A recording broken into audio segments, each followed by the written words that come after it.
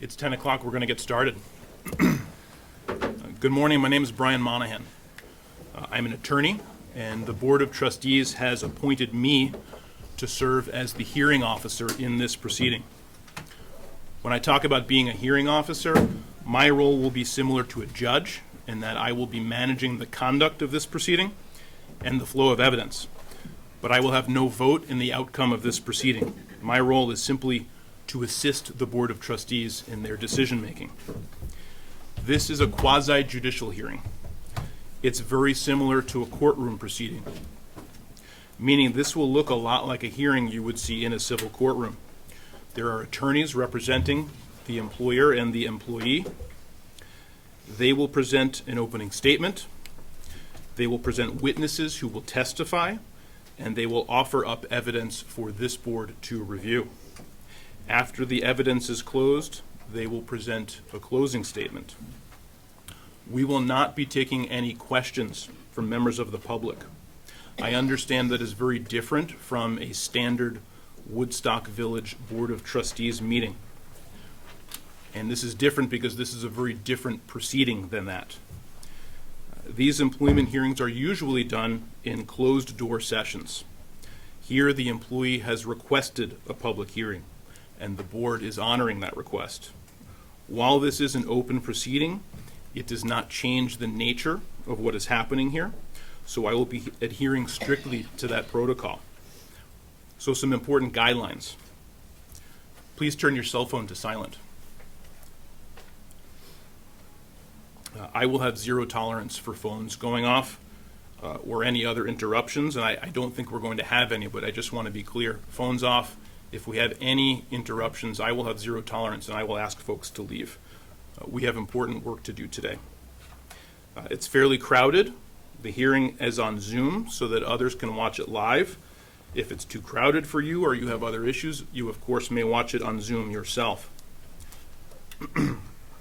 We expected there would be an opportunity for pool reporting for the media. For various reasons, that did not work out. Obviously, we have limited space, but the village, and particularly the Board of Trustees, must prioritize the employees' rights to a fair hearing above other interests. I expect there will be strong feelings about this matter. You are free to exercise those views anywhere outside of this judicial type proceeding, or even at a regular meeting of the Board of Trustees. But here, the board is obligated to hear only the evidence presented today, and I will permit no influences on the board's decision-making other than the evidence presented in this room. As I said earlier, this is different than a regular trustees meeting because it is a quasi-judicial proceeding where this board will consider the rights of the employee. And we use the word quasi-judicial because it means that this board is not actually a court conducting a judicial review, but it is an administrative board tasked with acting in a judicial fashion. Because of the sanctity of this proceeding, I ask that everyone respect the employee and the employer in the challenging work that we are here to do today, and refrain from making any comments, suggestions, shouts, mumbling, or anything like that. Please do not disturb this board or the parties as we go about this important work. We respect your right to be present, and we also ask that you respect the legal rights of the employee in this proceeding and the right of the manager for the employer to present evidence and the right of this board to conduct its work with the respect that it deserves. Logistics, we will take a break at approximately 12 noon, and then we'll take a break for 1 hour, and then we'll be back at 1 o'clock, and then I expect we will take about a 15-minute break every hour and a half or so thereafter. At this point, I am going to rule on some pending motions that were filed by counsel for the employee. The first motion is a motion to preclude new allegations against Chief Swanson not previously disclosed. I am denying that motion. While timesheets were not referenced in the Loudermill letters specifically, the issue was raised in the Loudermill letters, and thus those issues will be allowed as part of the evidence. The second motion was to preclude evidence pertaining to incidents prior to Chief Swanson's appointment, not involving any complaints or discipline. I grant the request as to the basis for discipline, but if that evidence is used for background by either party, I would admit that evidence. The next motion was to preclude evidence pertaining to alleged actions of Chief Swanson's husband, Nicholas Selden.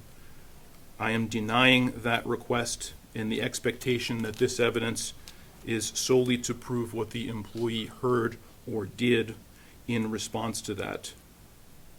And got to read my handwriting here. And if the evidence goes beyond that, I will consider it at that point for its limited purpose. The next request was to preclude hearsay statements. I'm denying that request, as we already discussed in our pretrial conference on Monday. As ordinarily in these employment proceedings, hearsay evidence is allowed.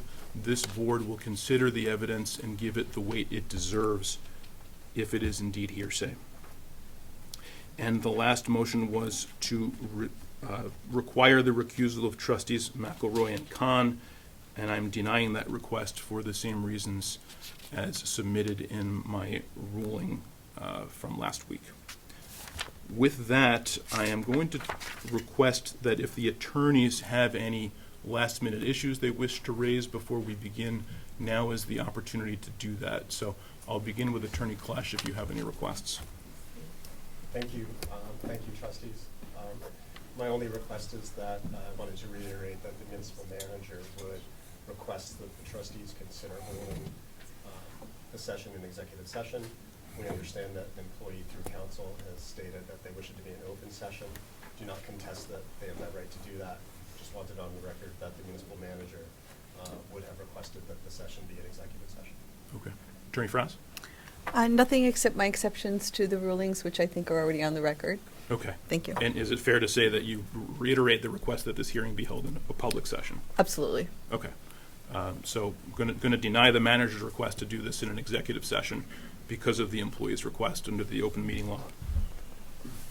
Anything else that we need to address before we begin?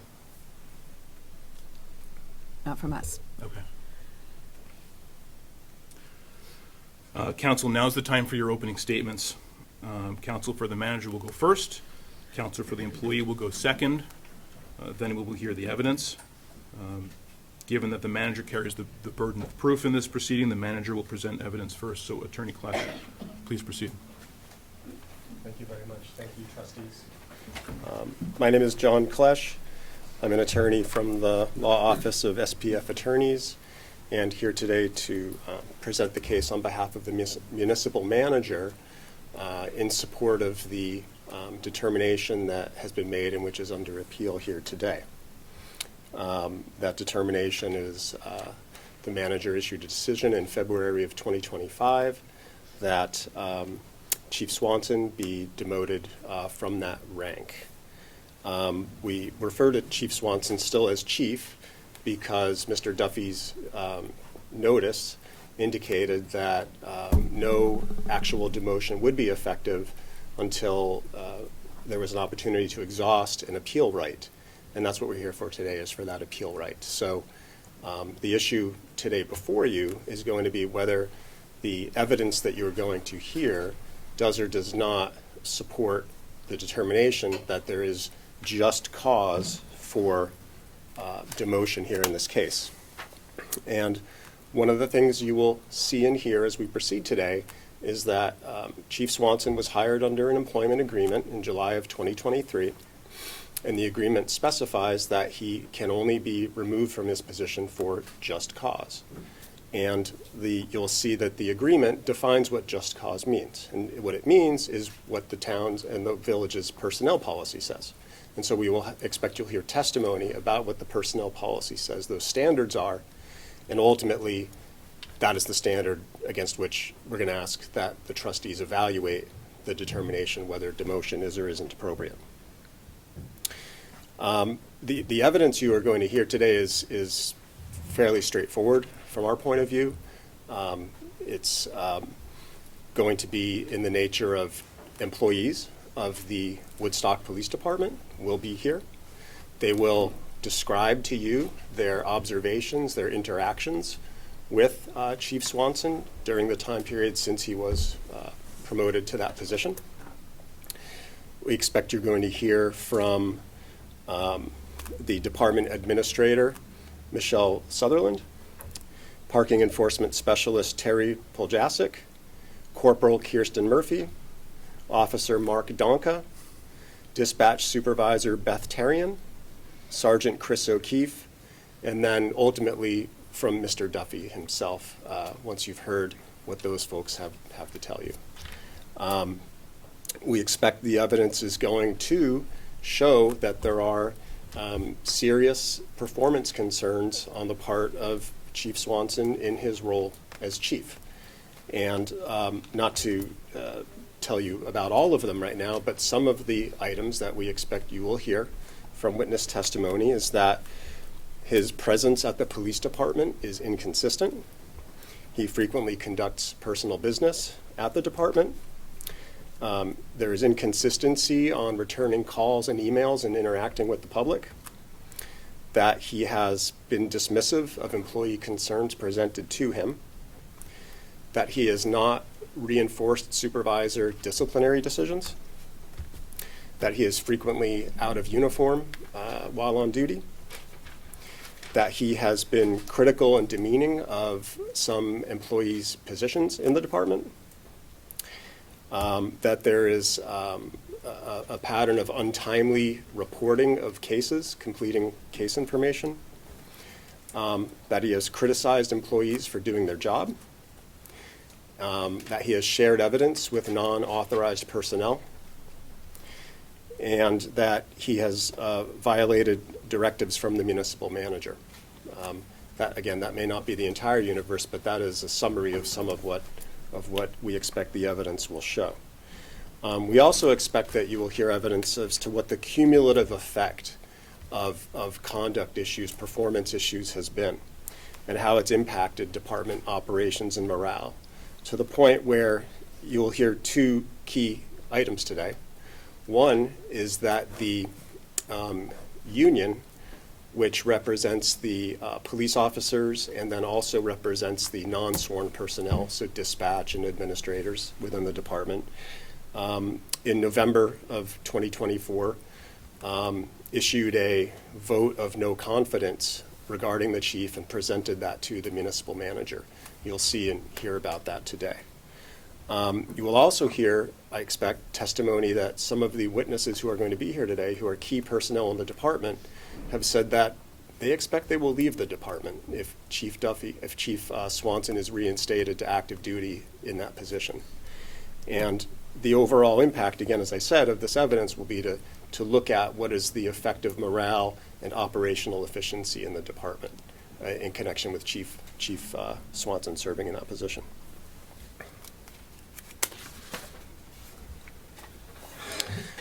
Finally, we expect you may hear some testimony from Mr. Duffy himself, talking again about why, when you sift through all this information, consider what alternatives may have been, consider what the employee may have presented in response to these issues, that the decision to go ahead with a demotion was reasonable and appropriate.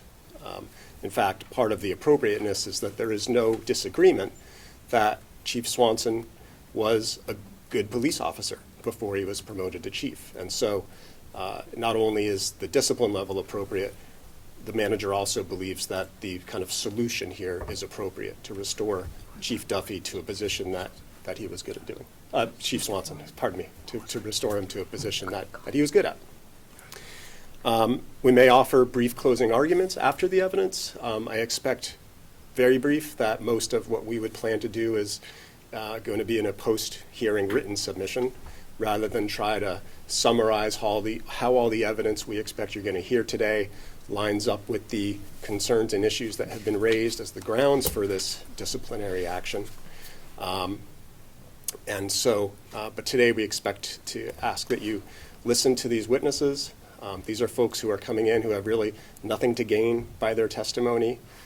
They're here being asked by the manager to come in and provide information that has been brought to light.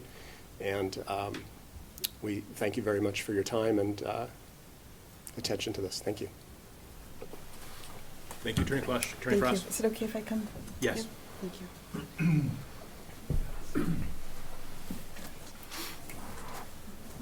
Good morning, members of the trustees.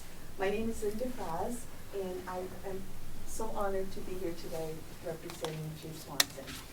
Now, I am going to refer to him as Joe in this opening. Throughout the hearing, you'll hear me refer to him as Chief Swanson, because that's a formal, respectful title, and I want to give him the respect and honor that he deserves that has been so sadly denied him over the last several months. So, but for now, let's just talk about Joe.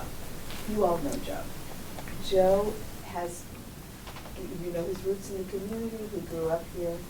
You know that he's been on the police department for over 20 years in various capacities, starting out as a parking enforcer and working his way up. He wasn't promoted to chief. Let's clear that up. He applied for a job in a nationwide search and then signed a contract to be chief of police. And that contract is going to be important. But that is the basis of his employment with the town of Woodstock, not a promotion and a rank. He contracted, he was hired by some of you, I understand. And in the process of hiring him, you learned a lot about him. He had a thorough background check. You know that he's never had any discipline or complaints from the public. You know that his history has been stellar with the department. You know that he has served in the military. You know that he has committed himself to Woodstock fully. And when he became chief in July 15th, 2022, I'm going to get my dates right here. He became chief, and he was on probation for his first year, according to his contract. And Mr. Duffy was his supervisor during that first year. And Mr. Duffy's job was to ensure that he was doing his job properly and to provide coaching and supervision and to help Chief Swanson, help Joe to be the best chief he could be. And according to Chief Swanson's performance evaluation in June of 2024, just a few months ago, or several months ago now, he was doing a great job. We have the performance evaluation right here. This is a year in. He could have been terminated any time during that year. But no, a year in, he gets an evaluation from Mr. Duffy. You will have this, and we will actually be referring to this as well as the employment contract. But in this evaluation, he responds well, his tasks are accomplished, he has my trust. This is Mr. Duffy's decision. Has my trust in decision making. Mr. Duffy writes that. Mr. Duffy writes in his own handwriting that he works hard and he's good with the staff, that his officers enjoy working with him, that he's had a good and effective first year. Every single line item on here meets or exceeds expectation. This is in June of 2024. And this was done by Mr. Duffy. And Joe thought things were going well. He had a great first year. He had a great experience. He increased the staff and fully staffed police department for the first time in years, I believe. He was received very many commendations. As you know, he had been injured on the job, shot in the line of duty in 2022, and he returned to work as soon as he could. He still suffers from some of those injuries, and he goes to physical therapy still on occasion. That's the background that we are dealing with here. So what happened? In June of 2024, he's a model employee, gets along great with the officers, everything is going well. You must be sitting there, what happened? What could have gone wrong? Well, this all started I'm very sorry to interrupt, but this sounds more like a closing argument than an opening statement. That's my only quick comment. I apologize. Can we leave some of the facts for the evidence, please, and you can give us an overview of what Of the evidence will be? Of the facts, yes. The facts are that on October 13th, Chief Swanson was a passenger in his husband's vehicle, and there was a minor altercation between his husband and another motor vehicle operator. Joe responded briefly, momentarily, to deal with the situation, de-escalate the situation, bring peace. Everything, it was so minor that he didn't feel the need to do anything further. There was no other response necessary.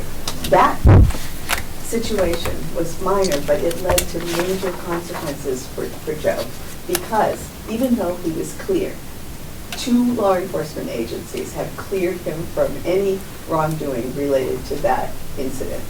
But Mr. Duffy became angry about that, and he started a course of actions against Chief Swanson that led to all of this. The first thing that he did was put him on administrative leave, and that was supposedly while the investigation was pending by the Vermont State Police. So he puts him on leave, he takes his gun, his badge, tells him he can't go into the police station, he tells the officers that they can't speak to him about anything related to employment issues. He does this, and presumably that was while the Vermont State Police were investigating. But when the Vermont State Police report came back that there was nothing, he continues to keep him on leave. And Joe is perplexed, like, why is he on leave? Well, it turns out the reason that he is on leave is because after he's kept out of work, not allowed to talk to his employees, Mr. Duffy hears complaints from a parking enforcer. These are all hearsay complaints, and there are things about that she might have heard, somebody else might have said, rumors, gossip. He decides that this forms the basis for an investigation into Joe. Joe's contract says that complaints should be dealt with at the lowest possible level. What does Mr. Duffy do? Not deal with it at the lowest possible level. He, even after Joe is cleared, he starts a secret internal investigation. Invites all of Joe's staff to come and complain about him, whatever they want. Do you think he's been unprofessional? Do you think he's done any violations? He sets forth a whole series of interviews with an investigator that he hires. And meanwhile, Joe isn't allowed to talk to these people. He doesn't know what's going on. So you might wonder, what was it that started, what were these complaints that led to this secret investigation, that led to this entire process? Theft, bribery, excessive force, drugs, alcohol, like what kinds of things could possibly make Mr. Duffy ignore the contract about Lois, ignore protocol about bringing complaints to the person, and go into a full investigative mode? He brought the full force of 2 law enforcement agencies and a private investigator against Joe. They spent 57 hours looking at anything and everything that Joe has done in 15 months. Every single thing that has come up has been so minor, and you will hear that in the testimony. The things that they found in 15 months, 1 death investigation that was still incomplete for an unsuspicious death, 1 email that he did not see while he was on vacation for some inconsequential thing that didn't really end up mattering.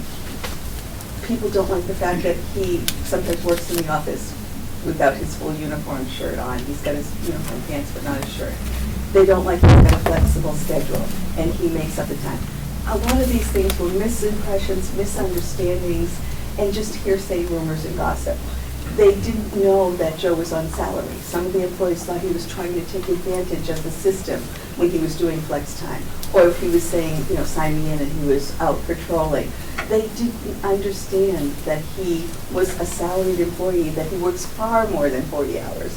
I had Joe go through his phone records to show you 900 calls on nights, weekends, and and holidays from his employees. He is a dedicated employee. And what you are going to hear from disgruntled staff, and again, they were invited to complain. They were invited to come and say, who amongst us would not be complaining about someone if invited to do so? And the kinds of complaints were the things that you normally would talk it out, you would resolve, you could go to the person. But no, instead that's what it turned into this major event. And just to give you a little sort of guideline in terms of time frames, because you're going to be hearing about some dates, and I just wanted to give you a little overview quickly, so that when you hear this, you'll sort of have an overview in your mind as to when these things happen. So obviously, Chief Swanson began his position in July of 2023. We talked about the evaluation. There were no complaints, no discipline, no notice of performance issues at all in between the time, between June and October. The other thing I want to point out is that nothing you're going to hear suddenly developed. These were things that the employees are talking about from a year ago, from months ago. So these are things that all could have been easily addressed at the employee evaluation or before. So we have the traffic incident. We have Mr. Duffy getting very upset that he hasn't been notified, even though all of the police officer people who investigated said there was nothing that Joe should have done differently to notify Mr. Duffy. He didn't commit any unprofessional conduct or any violations, but Mr. Duffy believed that he should have been notified, and that upset him. It hurt his feelings. So he decided to use the full force of all of his power to put Mr. Duffy on administrative leave. And then he goes and hears these complaints. He starts his investigation. He never, ever receives one complaint in writing before he begins this private, secret internal investigation, contrary to any policy. So then Mr. Duffy doesn't get the official complaints, but he decides anyway to go forward. The Vermont State Police closed their investigation with no findings of any misconduct against Joe. And then he expects to go back to work, but he can't go back to work because Mr. Duffy keeps him out. And while he's keeping out, he sends emails to people saying, I want to give you the opportunity to complain about Chief Swanson. I want to tell me anything and everything, any violation or lack of professional duties. And then they complain about these minor issues, including messy desk, messy car, things. You'll hear these things for yourself here. Mr. Duffy refuses to reinstate Joe even after he's cleared. The other part of this is he gets this investigation. The investigation goes into all of the allegations he possibly can think of against Joe. Parking tickets that Joe hasn't yet dealt with. Not that he's dismissed any. You will hear that Joe has never once fixed any ticket for anybody, his own sister. No allegations that he's fixed any tickets, just that there's some outstanding that haven't been dealt with. You'll hear that people don't like his schedule. You'll hear lies about him that were just hearsay, that are proven. I'm not just saying somebody's lying. I'm saying it was gossip about, he didn't respond to calls. No dispatcher will ever testify that Joe refused to respond to a call. In fact, they will say the opposite. He is always. But somehow the rumor mill got started. He didn't come to this incident, but just wasn't true. And then another rumor got started. He gave his husband a passcode to the police station. No, he did not. And if he did, I'm sure we would be seeing videos and knowing about that. He never did that. There were things, as I said, misunderstandings, misimpressions, hearsay, rumors, gossip. All of this gets put into a report. Well, the report gets sent to the Vermont Vermont Criminal Justice Council at VCJC.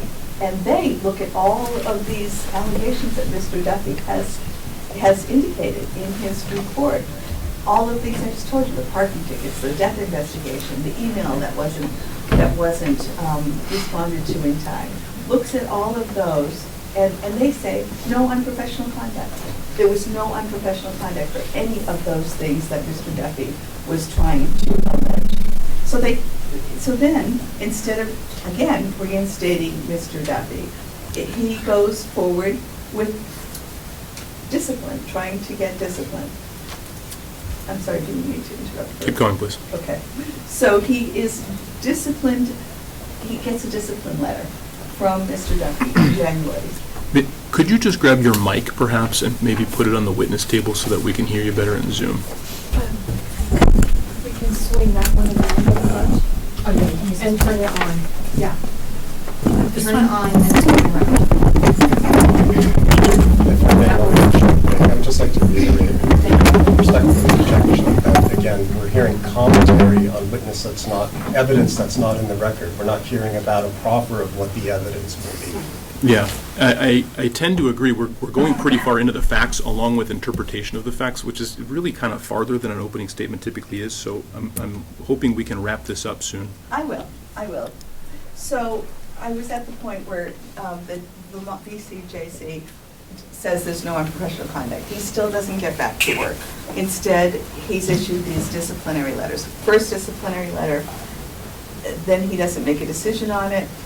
He gets the results from the Vermont Council saying no professional conduct, and then he goes back and issues a second letter about all these petty and minimal concerns that the employees had, and then finally he decides that those are sufficient to demote Joe. And as you listen to the evidence in this case, what I want you to be very aware of is that just cause for termination is a legal concept, and I'm sure your attorney will be instructing you. But the issue is whether Joe did things so egregious, whether his misconduct was so egregious that he is not fit for his position. That is, there's two criteria actually. Whether his actions were so egregious. When you hear the evidence, think to yourself, is this so outrageous that this man should be fired? They're so outrageous, and that the person had noticed that whatever was being alleged against him was going to result in discharge. So those are legal concepts, legal criteria. The law is very clear on that. So as you are listening to the evidence, just keep those things in mind, that there was no egregious conduct, that this was nothing that we should not be here today, that nothing here rises to the level of termination, that Joe is not an incompetent, unfit police officer, chief of police. He did not suddenly become that between June and today, and that is the evidence. And I hope and I feel confident that after you hear this, that Joe will be reinstated to the position that he has worked his whole life to achieve and that he desperately wants to return to. Thank you. Thank you. Attorney Clash, the floor is yours. Thank you. So for our first witness, thank you. For our first witness, we'd like to call Michelle Sutherland. Shall I go find her? Or? Can you grab her, please, Christine? Michelle Sutherland. Matt, do we have binders that we can give to trustees, even if they need to be fixed up?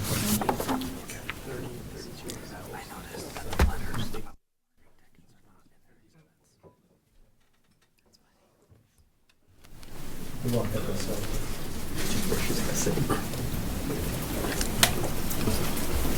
Brian, may we hand out exhibit books to Yes, the... please. Good morning.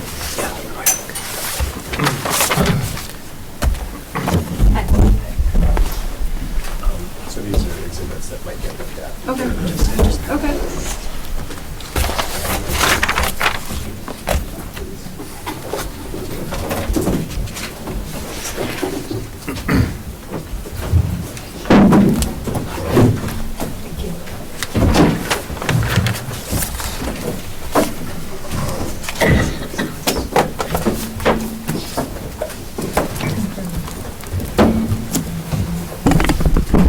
I guess a legal issue before we start with witness testimony. I just want to, for the record, we've handed exhibit books to the trustees, to counsel, to the witness.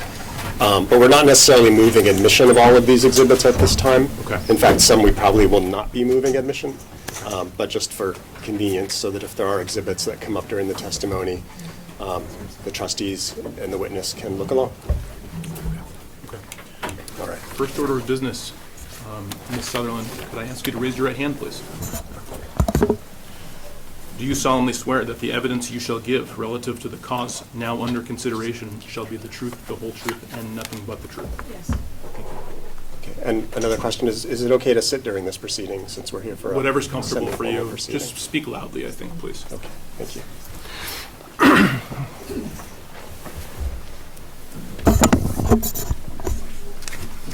All right. Good morning, ma'am. Would you please tell us your name? Michelle Sutherland.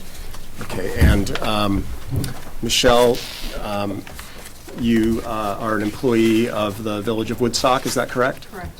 And would you tell us what your position is? Administrative secretary. Okay, and what does that mean? I'm the secretary for the police department. I've been there for 40 years. I do all the paperwork.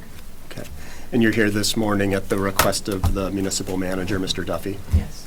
Okay. Would you, without going into too great a detail, tell us a little bit more about what your job involves? I do all the criminal cases. I do discovery for them. I do all the parking tickets. I process all of them. I do the traffic tickets. I sign officers up for court hearings. Whatever, all the filing, whatever needs to be done, I can take care of it. Okay. And what does your typical work schedule look like? I work Monday through Friday from 8 to 4. Okay. And in that capacity, do you interact with the public at all? Yes. And what is that like? They will come in with complaints or to pay tickets, any questions. I can help them out, whatever I can do for them. Okay. And does your position involve interacting with the chief of police? Yes. And to what extent? A little bit, a lot? Just give us some understanding. Yeah, quite a lot. I mean, we have to go over cases and, yeah. Okay. And prior to Chief Swanson, well, strike that. Let me ask. In your job, have you had experience to say what has been the presence of chiefs in the department, like on a sort of daily or regular basis? The chiefs have always been there, usually from 7 to 3, 8 to 4, throughout the day, Monday through Friday. Okay. And are you talking about chiefs prior to Chief Swanson? Prior to Chief Swanson. Okay. And in your job, have you had the opportunity to see and know what Chief Swanson's presence in the department has been? Yes. Okay, and would you tell us a little about that? What is that like, and how is it different than other chiefs, if it is? He doesn't really seem to be on the schedule like the others. Comes in usually 10, 11 o'clock. He's there for a short time. He may leave again. Yeah. Okay. Is there a reliable, consistent time you expect to see him during weekdays? It would be nice if, he came in at work from 8 to 4 like the rest of us are 8 to 3, but you just never know. Okay. And how does that impact your work at all, not knowing where he is? Yeah, it's tough because if people come in with questions or want reports or, I don't know where he is, I don't know when he's coming in, it's kind of embarrassing, pretty unprofessional. Okay. And when prior chiefs would leave the department, how's that different from with Chief Swanson? They would always tell me when they were there and when they left. And so Chief Swanson was serving as chief from roughly July 2023 till he went on leave in October 2024. Mm-hmm. So during that period of time, is this sort of inconsistent presence at the department, was this something that happened a couple times, or is it something that happened? Daily. Okay. Now, have you also had a chance to observe whether Chief Swanson has been out of uniform in the department? Yes. And tell us what you've observed in that respect. He will come in uniform pants, usually a black or white T-shirt. His shoes aren't shined. His hair's a mess. I mean, it's, yeah. And let me ask, like, so what? What does that have to do with anything? So it's, if somebody comes in to see him, I mean, sometimes I've seen him go out into the lobby to speak to somebody looking that way. It's unprofessional. Okay. And how does that make you feel about the department? It's an embarrassment. Can you give us some more understanding of the kind of clothes you see Chief Swanson in sometimes, which are not uniform? Like mismatched socks, a ball cap. Hold on. No, I will not tolerate that. That is very disrespectful of this witness. That will not happen again. And I mean that for the audience as well as for counsel. Thank you. A ball cap that's not a Woodstock police. He doesn't have, it's just some random ball cap. Have you seen whether he meets people from the public out of uniform? He has. And tell us about that. What's that look like? I know he went to an accident once. He was out of uniform, and I believe the person in the accident said to the officer, who's this guy? And the officer's like, well, that's our chief. So. And help us understand, so for those of us that aren't regularly in the police department, how is it that you in your position in the administrator office actually would see what Chief Swanson does or doesn't have on for clothing at any given time? What do you mean? Like how do you know what he's wearing on any given day? I see him come in. Okay. That you physically see him? I see him come in the office. Okay. Where your workspace is, you can see Chief coming and going? Yeah.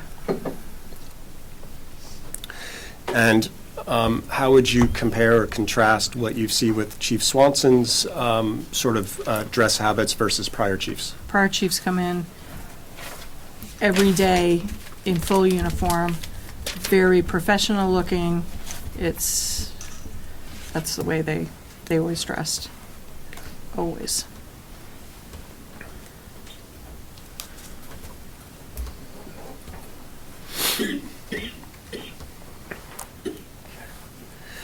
I think you said that Chief Swanson will leave the department during the day and come and go? Correct. And do you hear from him where he's going sometimes when he's coming and going? I'll hear him tell an officer or dispatch. Yes, he will tell them where he's going.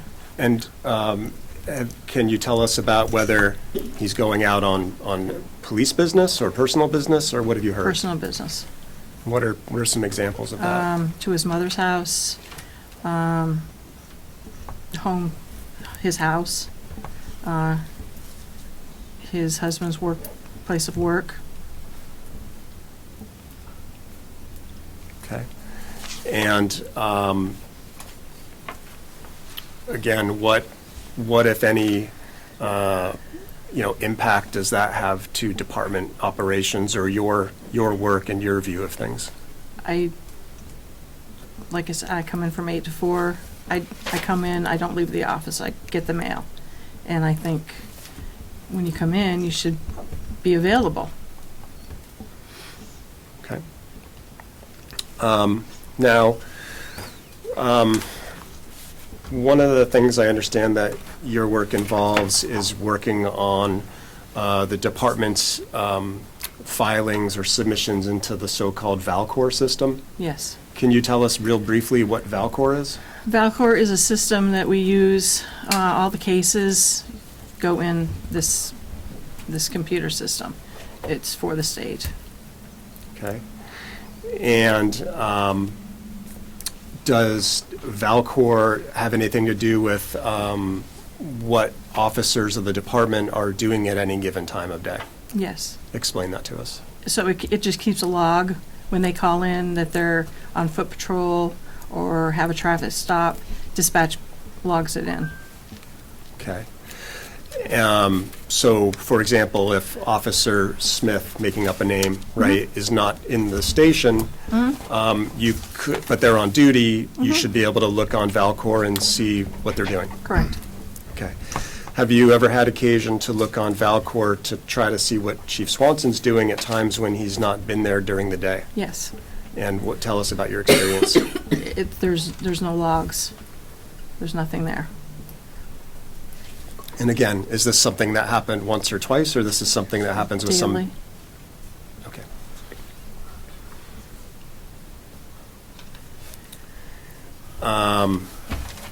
And as an employee who works, 8 to 4 and maybe goes out for coffee, how does that make you feel? Who goes out for coffee? Oh, you. If you go out for If I coffee. go out for coffee? Yeah, how does it make you feel when you see the chief kind of having this kind of work habits? It's wrong.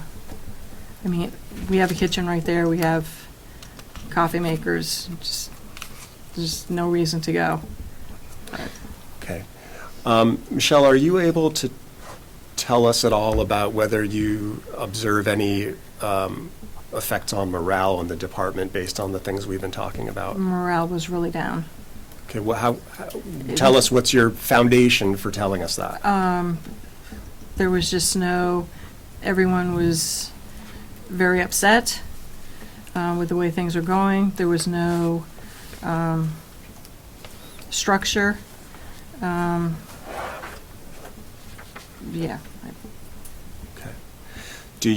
Have you seen or heard other officers talking about they conduct themselves based on how they see Chief Swanson conducting himself? Yes. And tell us about that. Like if the trash isn't emptied or cleaned up, they don't bother to do it either. They figured he doesn't do it, why should we? Why should we keep the office clean? Is there any? Yeah.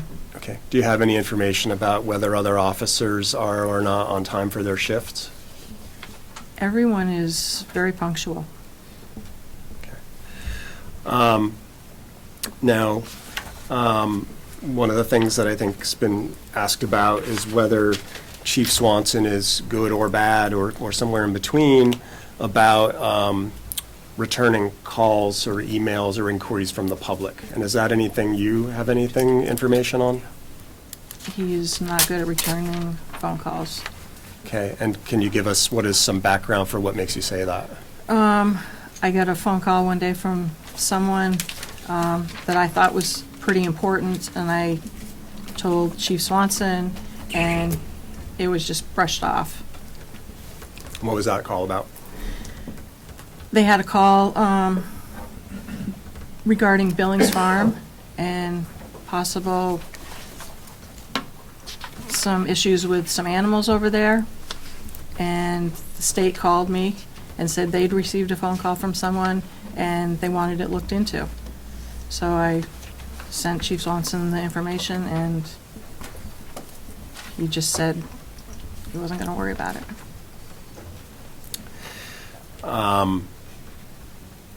And have you personally tried to reach Chief Swanson during the day?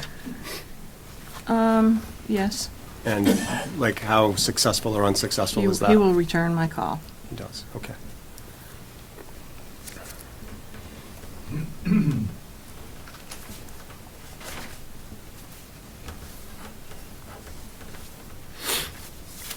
Now, when you're there in the workplace and Chief Swanson is there,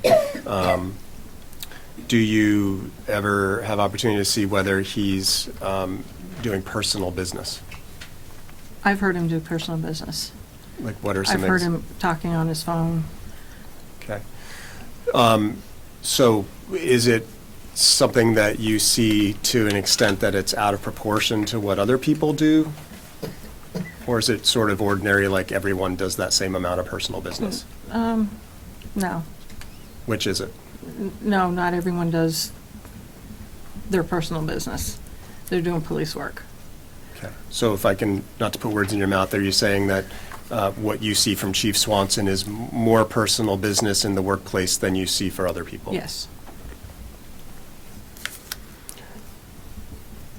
What are some examples of things you've heard him on calls or talking about that you would say is personal business? I know that when they purchased their condo in Florida, he was talking, had a Zoom call to finish up the sale, and I heard him, I know he was doing that in the office.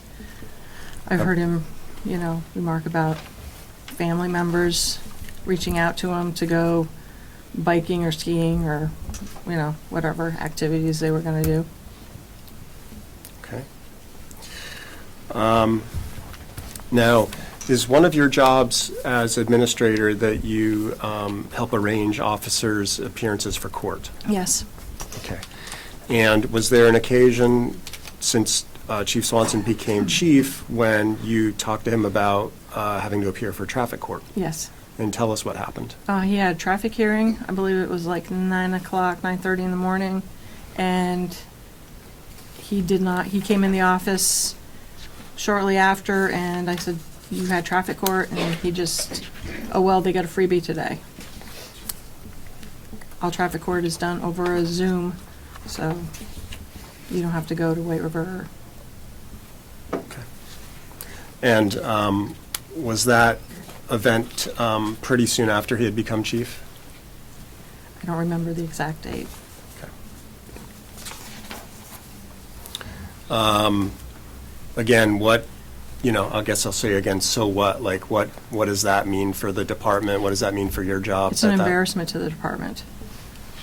Did you let the court know that he wouldn't be I coming? wasn't aware that he was not going to show up.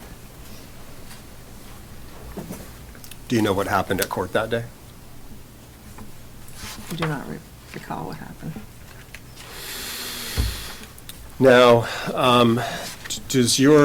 so we talked about Valcor and how it tracks where on-duty officers are at any given time, right? Mm-hmm. Yes. Yes.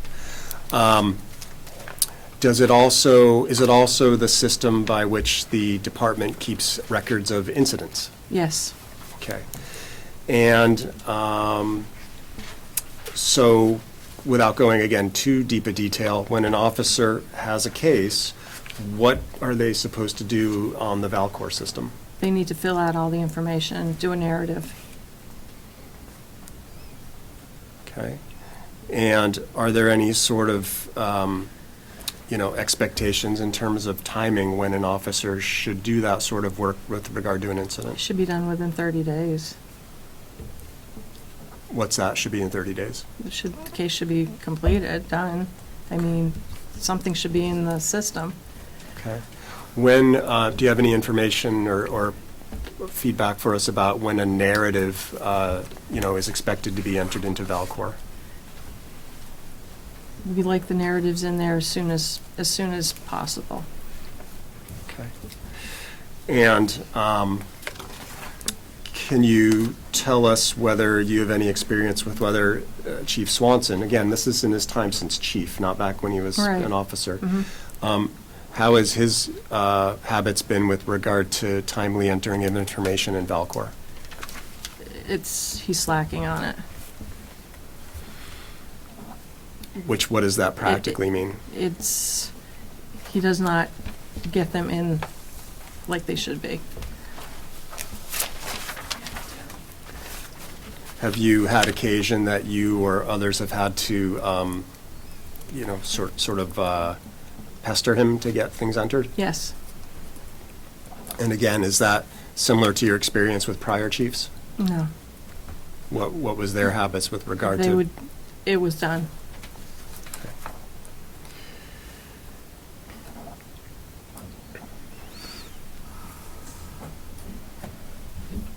Is there anything that you'd expect to go into Valcor by the end of an officer's shift with regard to an incident they fielded that day during a shift?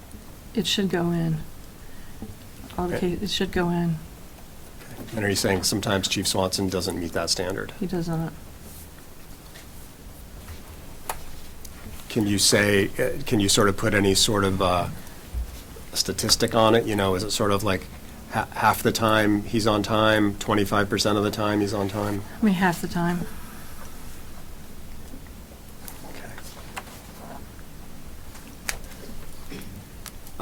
Is in terms of how other officers in the department are, in terms of their timeliness of getting information submitted to Valcor, how would you rank Chief Swanson compared to everybody else? Meaning, Oh, like, is he, like, in the middle of the pack being timely? Is he does he get it in faster than everyone else? Does he get it in worse, slower than everyone else? slower.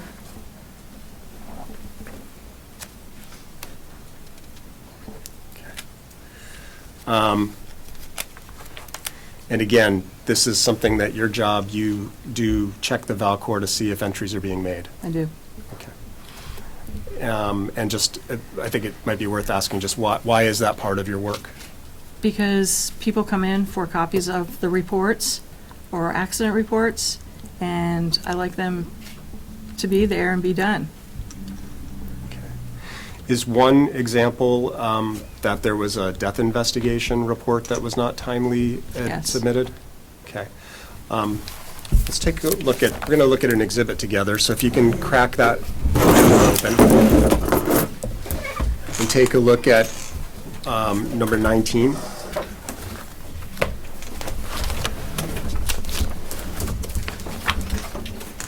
Actually, let's take a look at number 20, pardon me.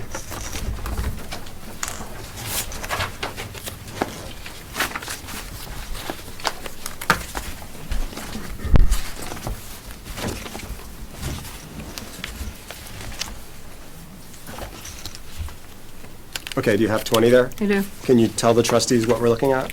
We're looking at a death investigation that happened in January of '24.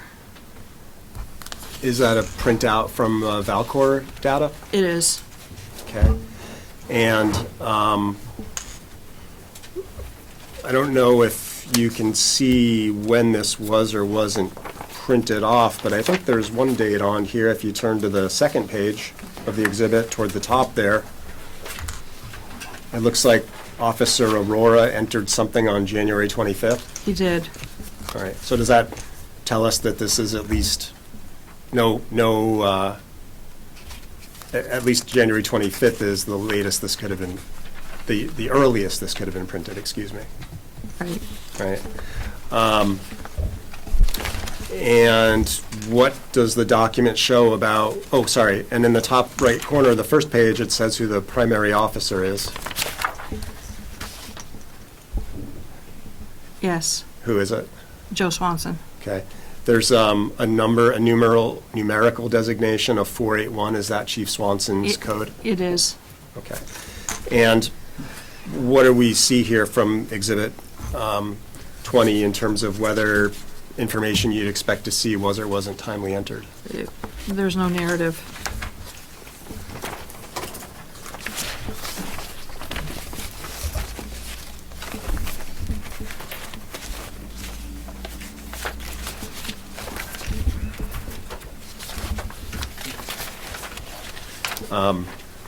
It's not numbered, unfortunately, but if you flip about 5 or 6 pages in, there's a page that looks like this, Michelle, right here.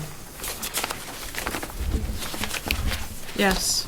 Is that where, so it's the page at the top, it says narrative type, narrative template? Correct. Is that the page where you'd expect the narrative to be? Yes.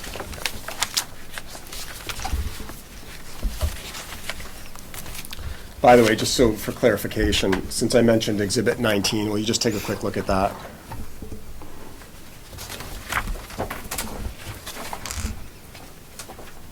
Okay. Okay. The 19, is that a record you deal with, or what are we looking at there? I don't deal with this. Okay. Now, back to 20, the death investigation, that was the subject of Exhibit 20. Have you checked before today, coming into the hearing today, to see whether, the narrative, et cetera, had been entered at has been entered at all? I didn't check today, but it's not there. Wasn't there yesterday. Okay. Was it, have you checked it since Chief Swanson went on leave in October 2024? Yes, Okay, and it wasn't done then? correct. Now, I understand that you are a member of the union that represents department employees? Yes, That's the New England Police Benevolent Association, yes. NEPBA? Okay. And I also understand that the union voted to issue a no confidence letter regarding Chief Swanson. Correct. Okay. And let's take a look at Exhibit M, or I'm sorry, just Exhibit 7.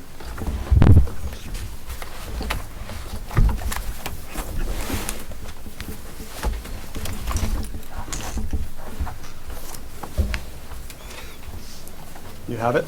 I do. Is Exhibit 7 a copy of the no confidence letter that the department issued? I'm sorry, that the union issued? Yes, Okay. And I understand there may be another somewhat similar looking version to what we see here as Exhibit 7. Are you aware of that? yes. And would you tell the trustees what we see here, if anything, in Exhibit 7 that's different from some other version? We just added the word unanimously on the first line. Okay. And are you the person who submitted a copy of Exhibit 7 to Mr. Duffy? Yes. And do you recall roughly when that was? November 22nd? Okay, of 2024? Yes. Okay. And is this Exhibit 7 we have here, is this the final copy that the union approved? It is. It's not a draft? No. Okay. And you've read this before today. Yes. Do you agree with what it says? Yes.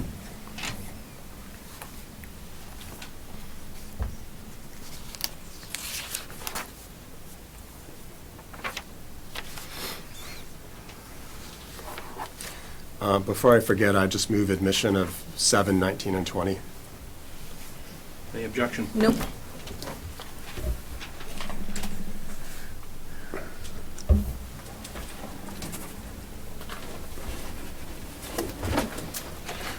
Seven, 19, and 20 are admitted. Thank you. Okay.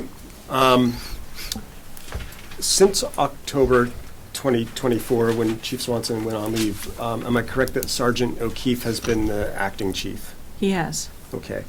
And is there any contrast in the way things are run, for lack of a better word, now compared to when Chief Swanson was serving as chief? Things are running much, much better. And give us a little more substance around that, please. Sergeant O'Keefe has pulled the department together. He's punctual. He's organized. He's doing an excellent job.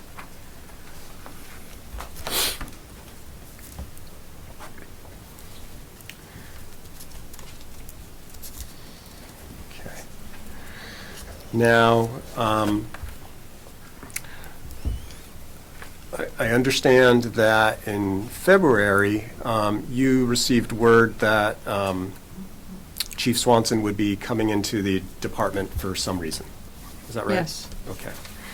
And do you recall, first of all, what day it was that you learned Chief Swanson may be coming to the department?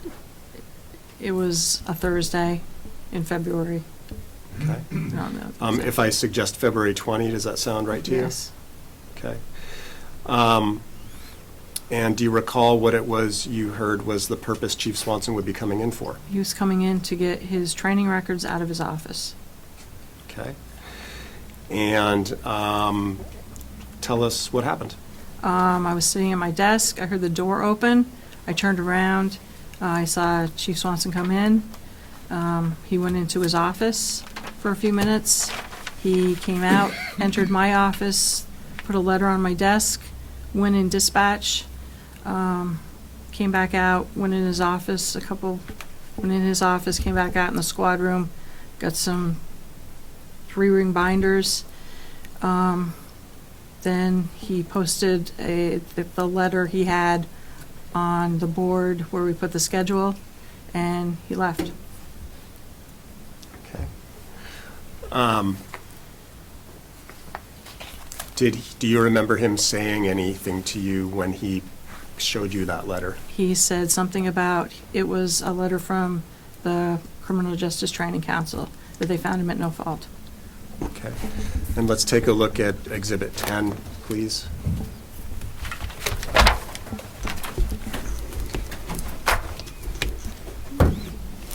Is that the letter Chief Swanson handed you? It is. Did the copy he handed you have highlighting on it? It did. Okay, this one obviously does not. Right.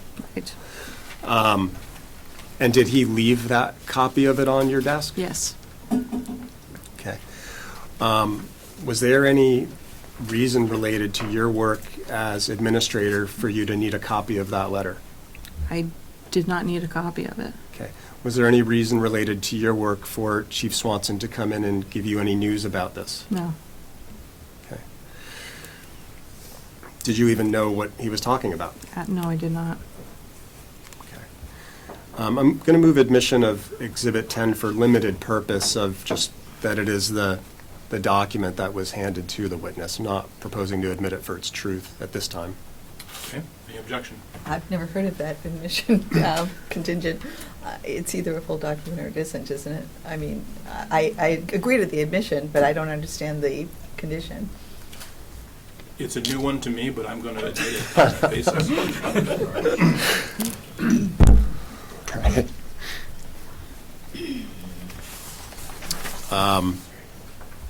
All right. How did you feel about that experience, Chief Swanson, coming in and doing what you just described? I was uncomfortable. Like I said, he was to go in his office and leave. We didn't expect him to come into my office. Okay. And in fact, am I correct that you notified Mr. Duffy about your concerns? I did. And if we turn to Exhibit 11,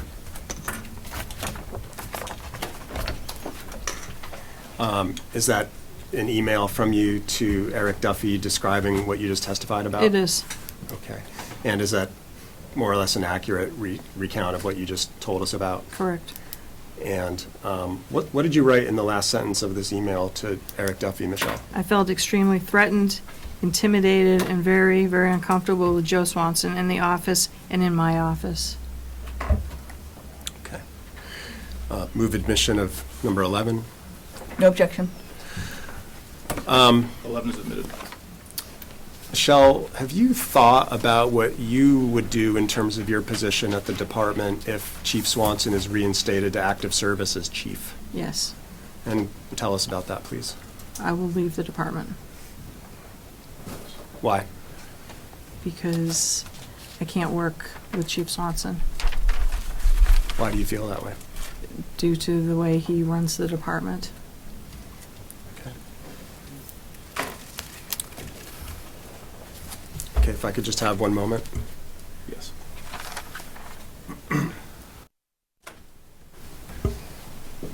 Okay. Michelle, I have no further questions for you at this time. Thank you very much. You're welcome. Just a moment. I just want to be clear about the laughing.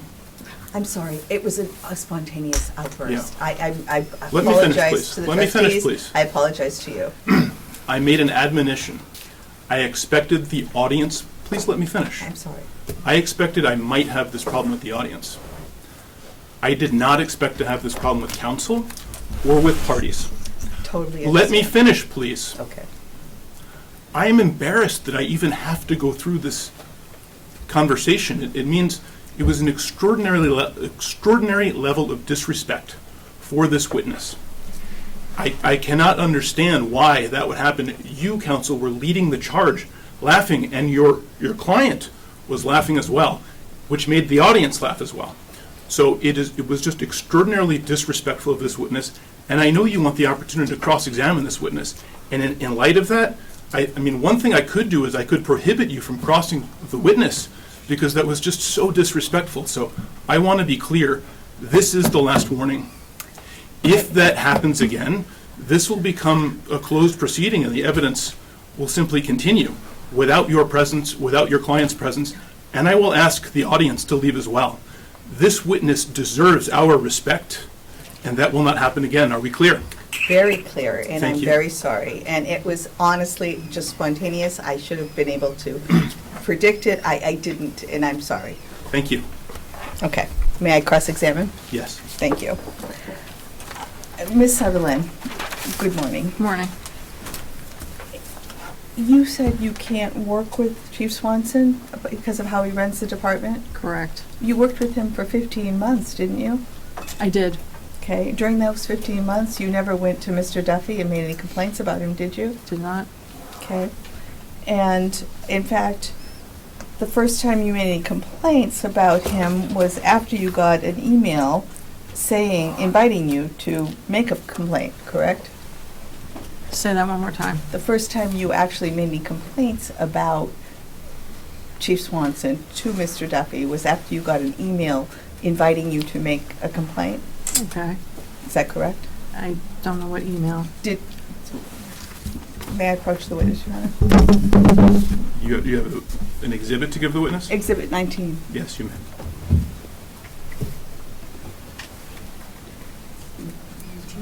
Which side? If it's numbers, it's going to be the employer's exhibits, the manager's exhibits. Ms. Sutherland, I'm showing you an email. It says that this is being sent out to employees, and it's over the last few days. Pardon, hold up. 19 doesn't say that. What are we talking about here?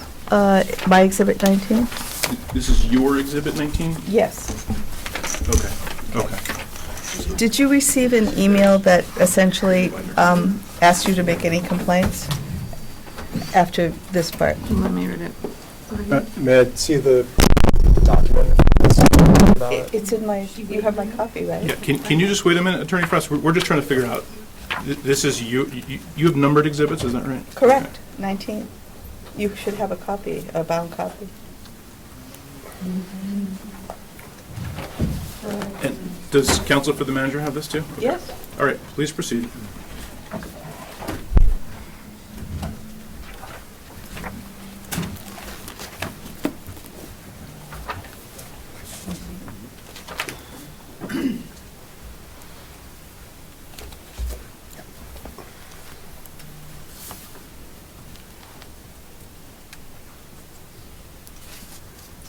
My question, Ms. Sutherland, is did you receive something about making I did not complaints? read, that's not to me. I know, but did you, it says it was sent to employees, to staff, including dispatchers. I would have to look. You don't recall? I don't seeing it? recall right now. Thank you.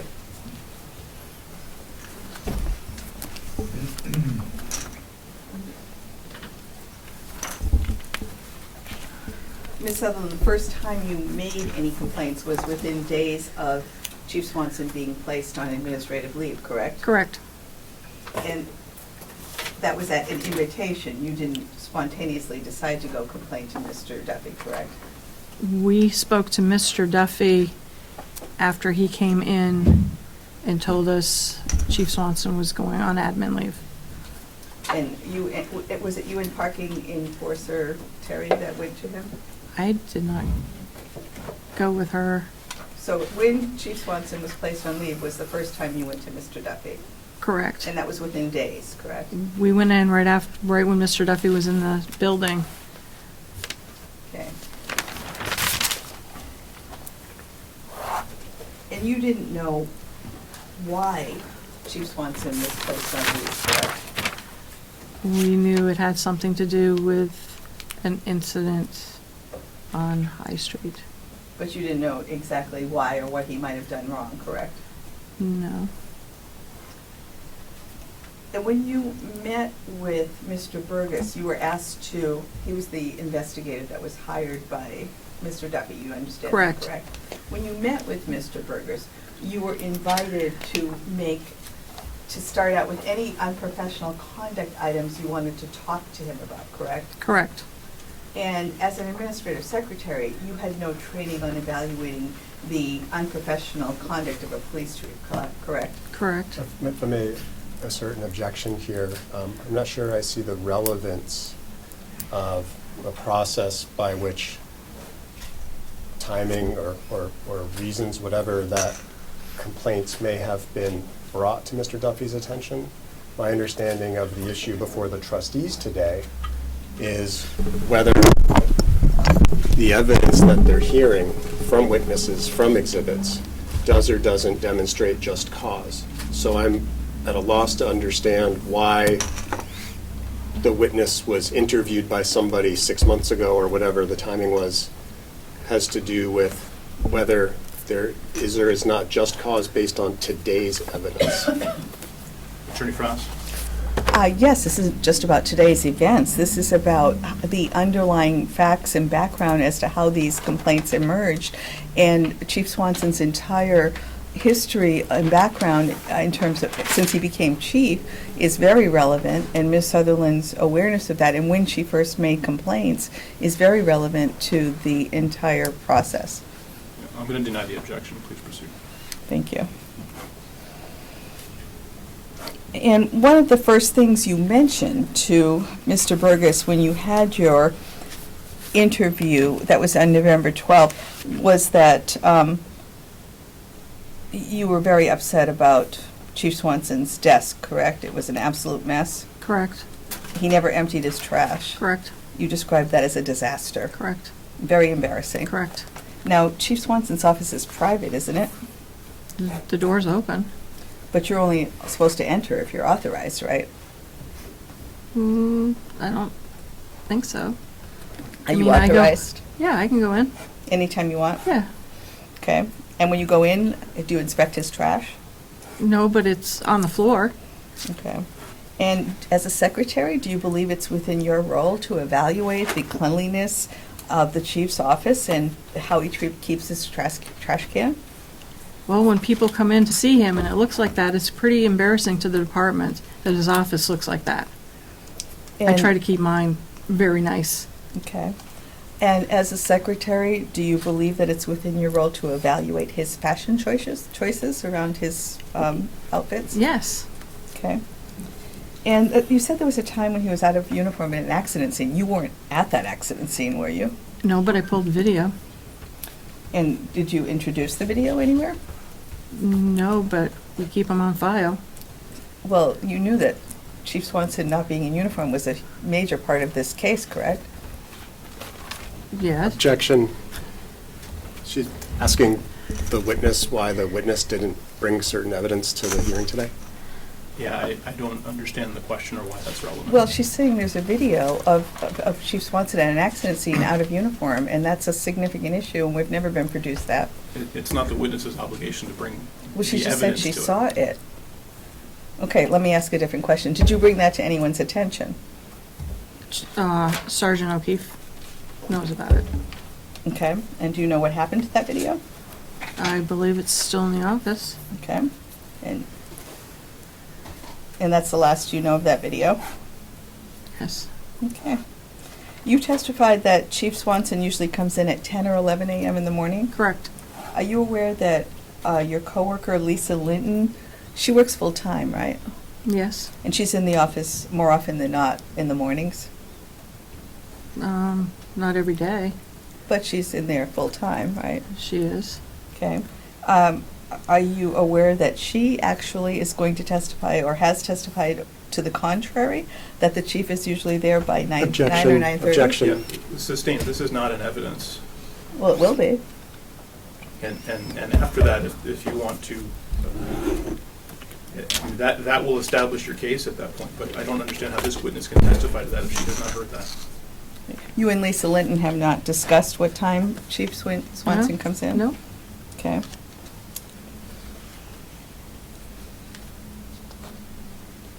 And you were talking about the Valcourt system. That is up to the dispatchers to answer. Actually, the dispatchers enter when Chief Swanson goes in and out of the office, correct? Correct. And you said in your direct, you said he does tell dispatch when he leaves, correct? He should, yes. So they're the ones that should be entering it in, correct? Correct. All right. And you talked about a 30-day deadline. That's for traffic reports, correct? Correct. Other reports don't have the same deadline, do they? I don't know if the state has a deadline for reports or not. Okay. And when you went through the Valcourt system, you produced the death the death investigation as one example, Mm-hmm. but you said there were others? Yes. Why didn't I- you produce any of them? No one asked. Same objection. It's not on the witness record. If you want to ask her about others, you're welcome to do that. You didn't give those documents to anybody? No one asked. So in 15 months, the only documents that you found in the Valcourt system that did not, in your opinion, comply with the rules around this 30-day were the death investigation and the email that surrounding evidence? Correct. Is that Yes. right? Yes. Pardon me? Yes, correct. Okay. And these other ones that you're claiming, you haven't shown them to anyone? I haven't, no. Okay. Now, you've said that you don't know where Chief Swanson is at any given time, correct? Correct. So you're not aware that he might arrange his schedule to allow flex time to come in at a certain hour and work later in the evening? You don't have any knowledge of that? No. In your mind, he's supposed to be there at a certain hour because that's his job. Yes. So you don't know about all the nights, weekends, and holidays he might be responding to calls or working? I know he comes in weekends. Pardon me? I know he does come in some weekends, work some shifts. You don't know that he actually is required to work more than 40 hours? I do not know. Okay. So when you see him leaving and coming, you think it's somehow related to his pay, correct? I don't have an answer for that. Okay.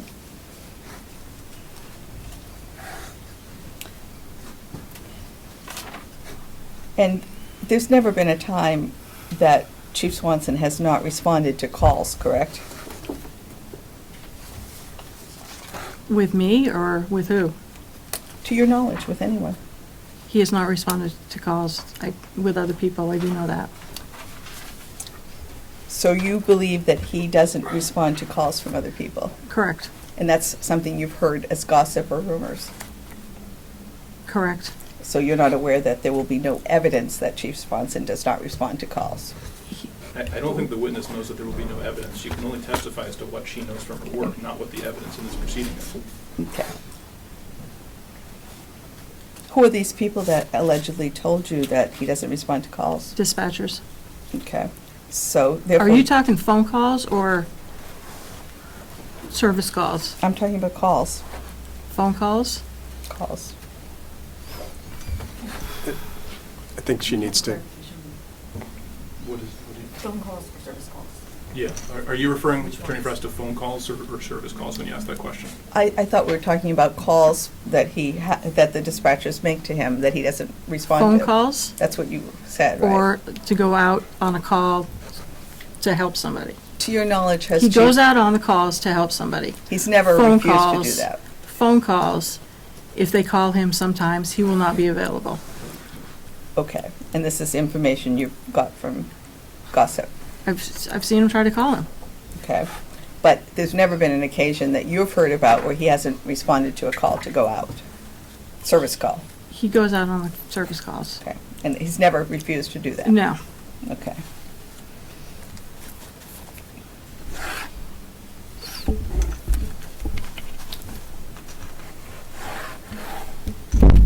Have you told people that Chief Swanson works 1 hour a day on police duties? Have I told someone? Yeah. Is that gossip you've spread? I haven't spread. any Objection. gossip. The Have you gossip t- thing is a little bit argumentative, so Okay, I have I to can- have you ask the question. but Have you gossip. told anyone that Chief Swanson only works 1 hour a day? In the report to Burgess, there was a statement that I said I think he only puts in about an hour's work a day. Are you saying the only person you've ever told that to is Mr. Burgess? Yes. Okay. And that wasn't true, right? That he only works 1 hour a day? Yes, it's true. So that's your testimony today, is that Chief Swanson works 1 hour a day as a police chief? Not every single day. Okay.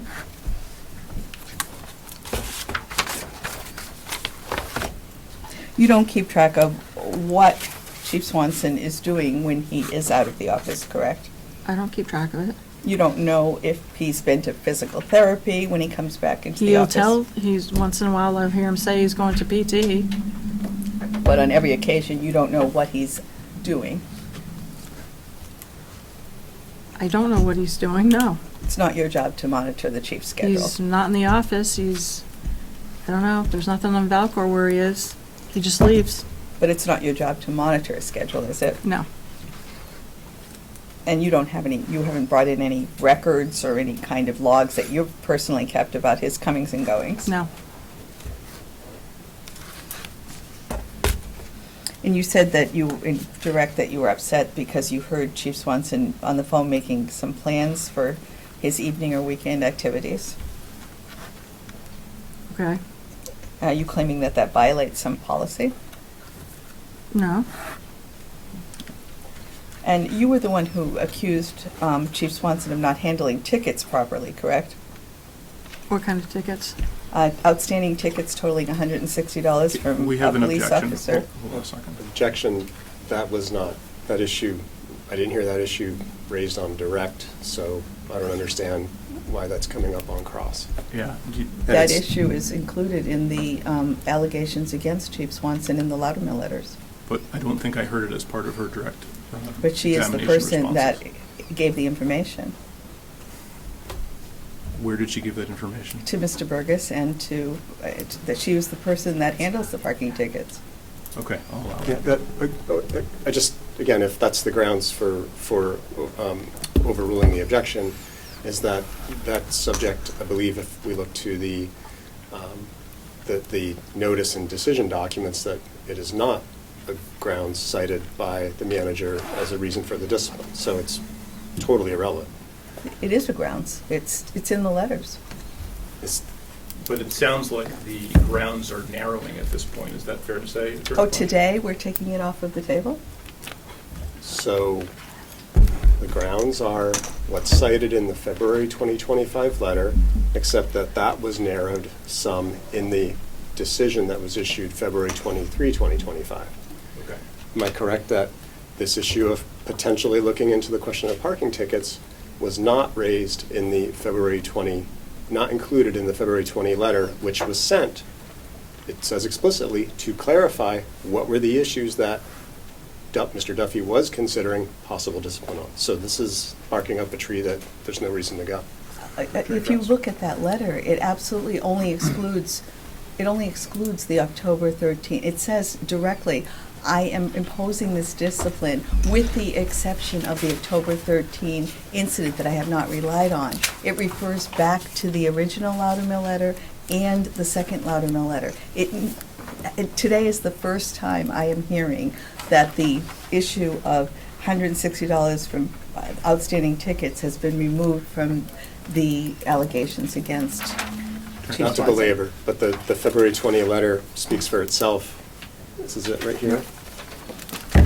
And Repeat the motion letter that references the February 20th. exactly. So thank you. The notice of demotion says, I am taking this action for the reasons in the February 20 letter, except for the following things that were in the February 20 letter. There is no evidence, there is no truth to the idea that this thing that may have been raised in the January letter when issues were being looked at, possibly broader scope at that time. So, again, it's just not relevant, Okay. period. Well, the February 20th letter refers back to the January letter as well. So if it's off the table. Objection sustained. Move on. Okay, all right. You testified in direct about someone who wanted to make complaints against Billings Farm, Correct. And Chief Swanson decided in his role as chief that this was not something he was going to pursue? Correct. You second-guessed his decision-making on that? He said that he was just kind of blew it off. Did you determine in your role as administrative secretary that it was something that required intervention? I thought it was important. And when Chief Swanson decided it wasn't, you decided that he was wrong? Yeah, I thought it was wrong. You found only one occasion in July 2023 when Chief Swanson elected not to attend traffic court. He did not.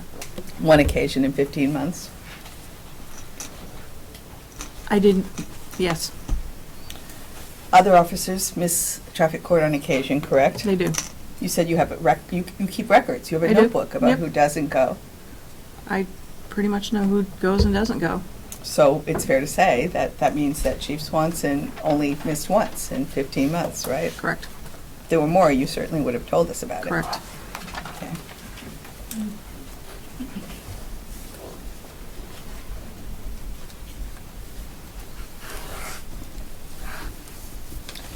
And I'm correct that you've never made any official complaints about Chief Swanson, correct? Correct, You haven't discussed with Chief Swanson you're upset about his messy desk, correct? correct, You haven't discussed with him the condition of his trash can. correct, You haven't discussed with him your concerns about his fashion choices. correct,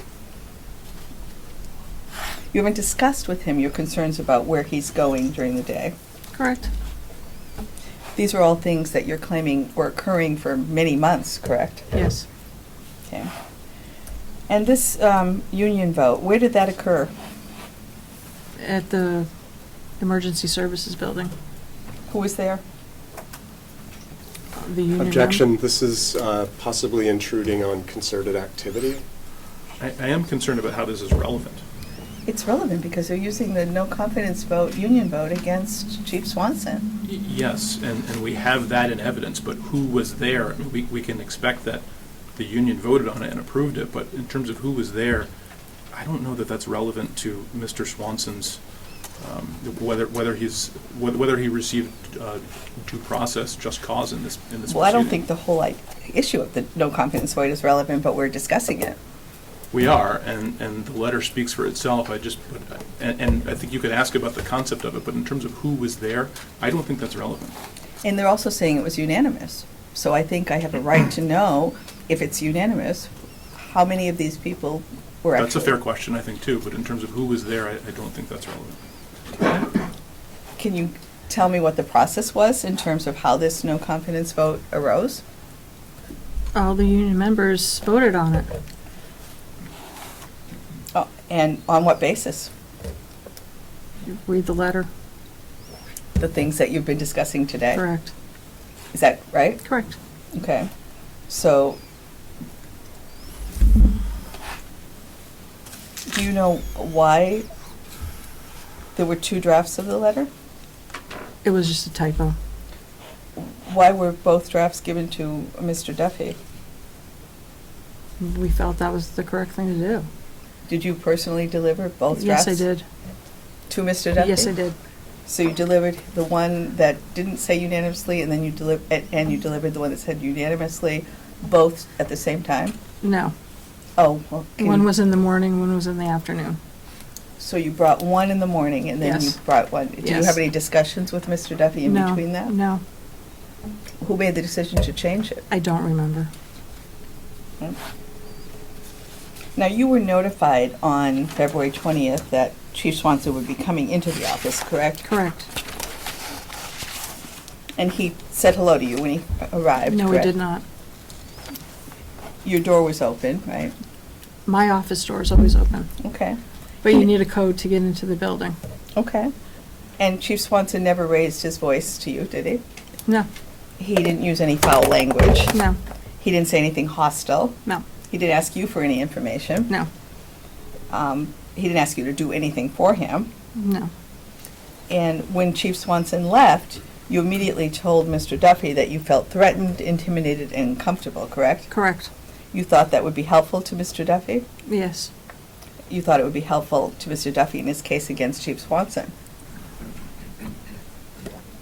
that correct? I'm not going to answer that. You're not going to answer that? Can you instruct the witness to answer? We need you to answer the Okay, question. Ms. answer the, can you repeat the question? Yeah, you thought it would be helpful to Mr. Duffy in his case against Chief Swanson. Yes, And when Mr. Duffy replied, it was to reassure you that no decision had been made about Chief Swanson's return, correct? correct.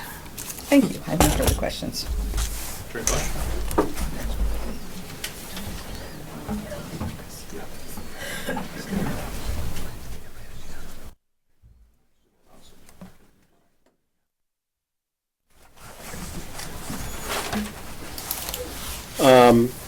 Just clarify, Michelle, please, that even though we only looked at one exhibit of an example of a Valcor record that didn't have a narrative entered, am I correct to understand that you have actually viewed multiple Valcor records that were Chief Swanson's cases, and you found that they did not have? Objection, leading. Can you make it an open-ended question, counsel? Yes. Michelle, are there other Valcor records you have viewed, other than the exhibit submitted today, that speaks to whether Chief Swanson does or does not timely submit report information? Yes. And what have you seen? I've seen other cases that should be filled out. The Billings Farm matter we heard about, Correct. did Chief Swanson return the return call or contact the complainant? I do not know. Attorney Frass asked you about traffic court being one incident in 15 months of Chief Swanson's time as chief. Correct. How many times did Chief Swanson have traffic court during his time when he was serving as chief? I do not recall. Okay. Were there more times than that one time? That he didn't attend? No. How many times was he supposed to go to traffic court during the time he was chief? During the time he was just chief? Yes. That was the only one. So he was 0 Just for that 1. Just that one.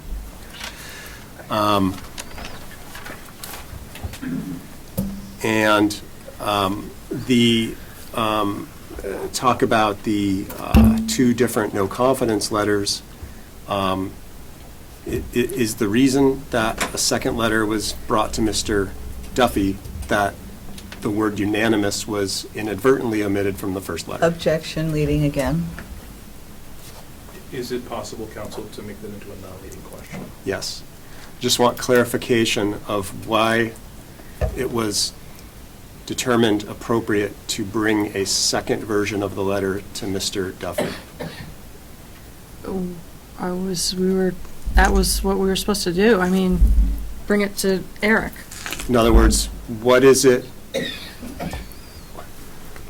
We talked about the difference between the 2 letters is the word unanimous, right? Correct. Okay. You or the union felt it ought to modify the letter to clarify on that point? Yes. Objection, leading again. I think he's developing the testimony on that one. I will allow the question. Okay, the answer is yes? Yes. All right.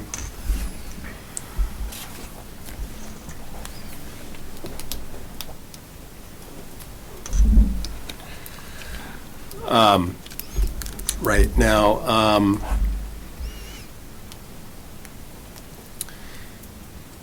you said that you had not brought some of your concerns about Chief Swanson to him directly. To Chief Swanson? Yeah. No. Okay. Can you help us understand why you didn't do that? It's not my place. Okay. And Attorney Fraz asked you about working 1 hour, and my question is, are you talking about 1 hour of active police work is what you think he may do on a given day, or something else? Yes. Active police work? Yes. Not every day. Yeah. So you're not necessarily asserting that, he's literally only working 1 hour? Right.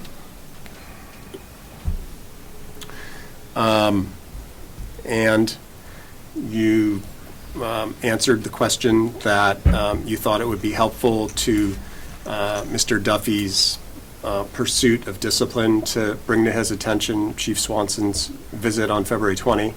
Yes, Okay. Does that fact affect whether what you described is accurate? that's accurate. Okay. You weren't motivated to tell Mr. Duffy something because you wanted to help him? No. One last question, Michelle.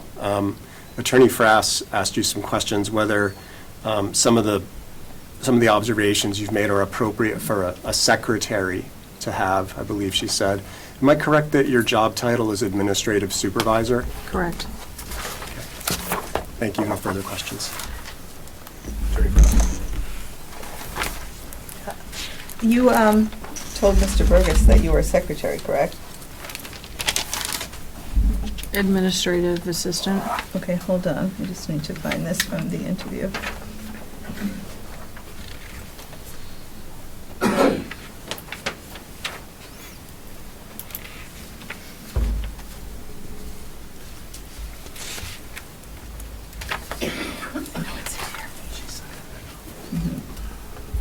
Okay.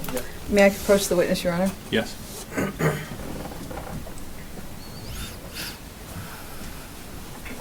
How about Mr. Hearing Officer instead of Your Honor? It's a little too far. I'm sorry. I'm probably going to make that mistake a lot. I Just understand. enjoy it. Ms. Sutherland, when you were asked by Mr. Burgess in his interview what your position was here at the department, I'm just going to read this together. Secretary. You said secretary, correct? Mhm. Okay, thank you. No further questions. I think the board has a question. No, it was answered. Oh, it was answered. Okay. All right. All right. With that, you are excused. Thank you so much.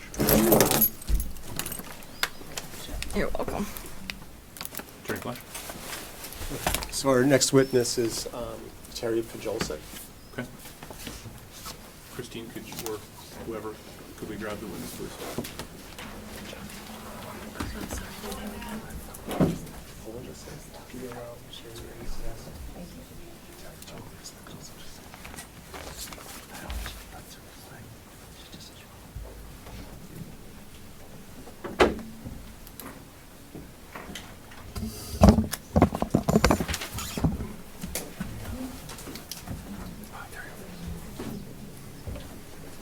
Have a seat right here, please.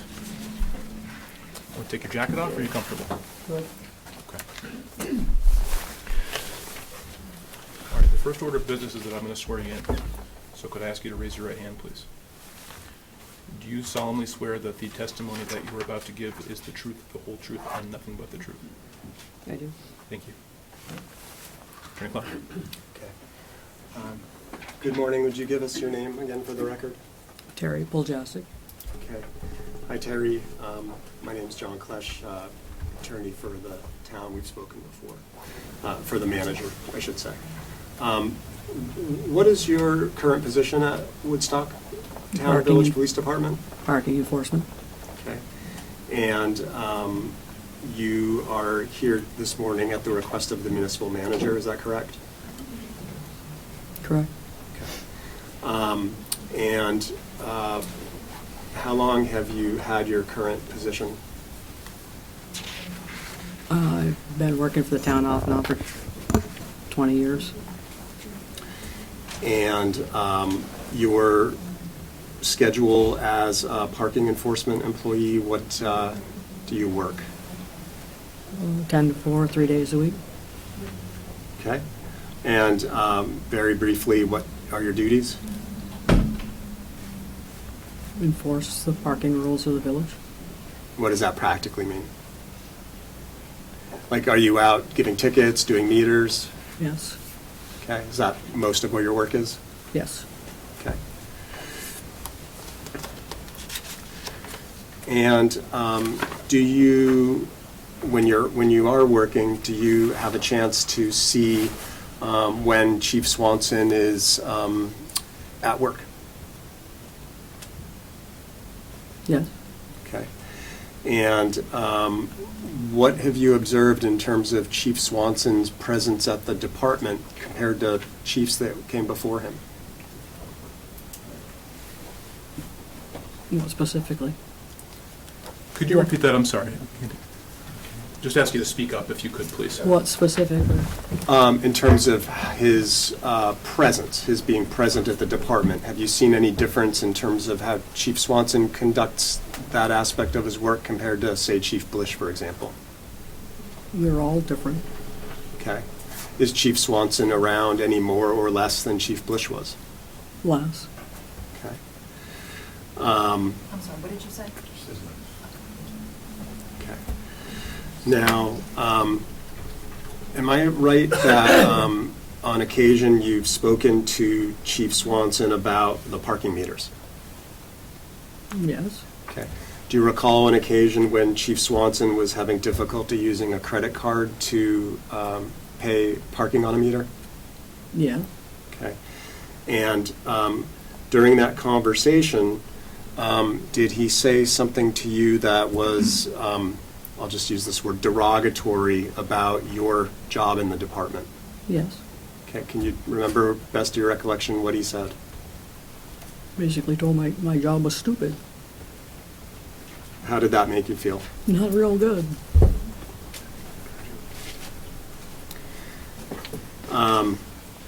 Now, have you ever, I don't want to get into any naming individuals, but I want to ask you whether you've had the experience of any family members of Chief Swanson saying anything you felt was disrespectful to you while you were on duty? Objection, lack of relevance to anything related to Chief Swanson. Do you have proffer counsel on that?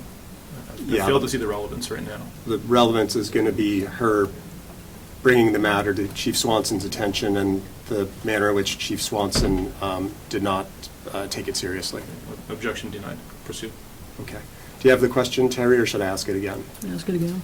Okay.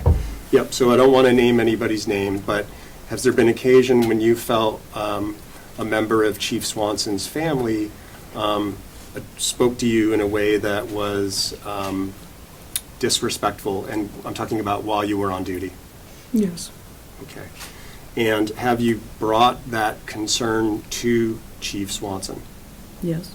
Okay. And how would you characterize Chief Swanson's reaction when you did so? I felt it was brushed off. Did he tell you whether he was going to do anything about it when you brought it to his attention? I don't recall.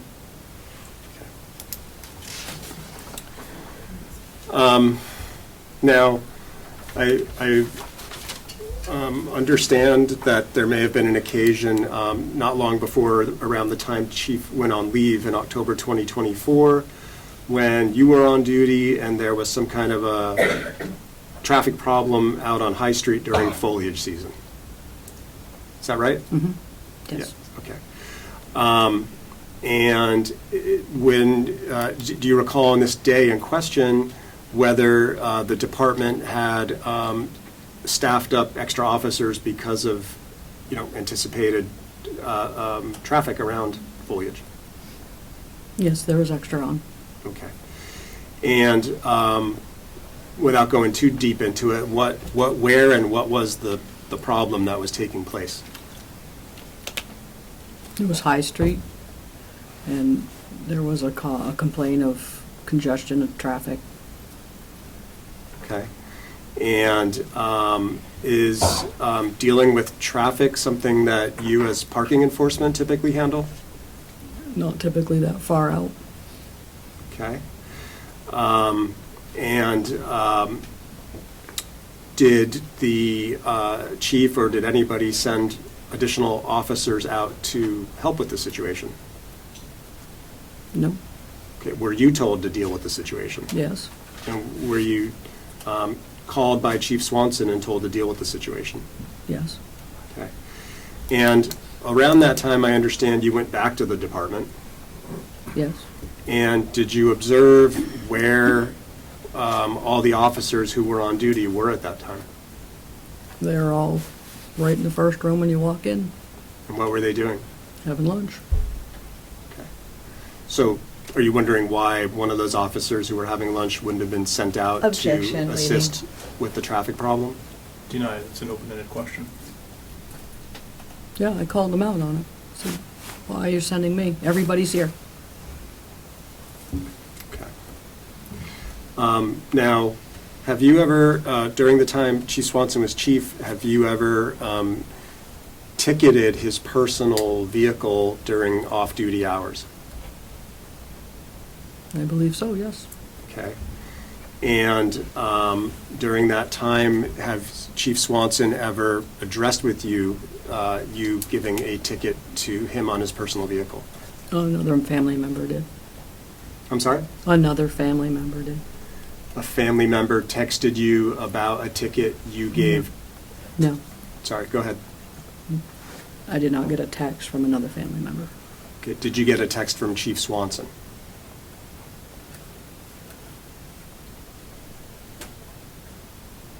I've had texts from him, but I don't know if it was on that. Okay. So I'll ask the question, Terry, and if the answer is no, that's fine, of course, right? Do you recall whether Chief Swanson has ever texted you complaining about parking tickets issued to him personally or to a family member of his personally? No.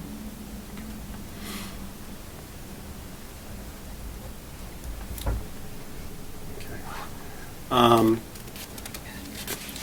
Have you thought about what you're going to do with your employment at Woodstock Police Department if Chief Swanson is restored to active service as chief?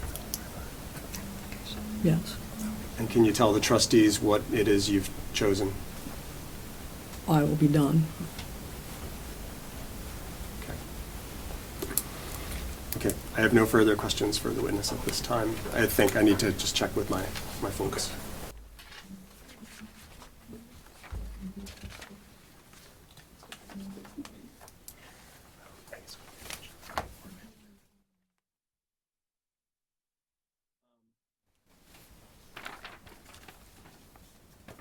I do just need one more moment. I apologize.